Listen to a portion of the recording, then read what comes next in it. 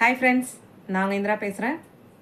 மனதளவில் உறுதியாக இருக்கிற நபர்கள் அவங்கள பற்றி மற்றவங்க உடல் ரீதியாகவோ மன ரீதியாகவோ புண்படுத்துகிற மாதிரி ஏதாவது செயல்கள் நடந்தாலோ இல்லை பேச்சுகள் வாக்குகள் வந்தாலோ அதை பொருட்படுத்தாமல் அவங்க வாழ்க்கையை அவங்க அடுத்தடுத்த ஸ்டெப்பில் முன்னேறி எடுத்துகிட்டு போய்கிட்டே இருப்பாங்க.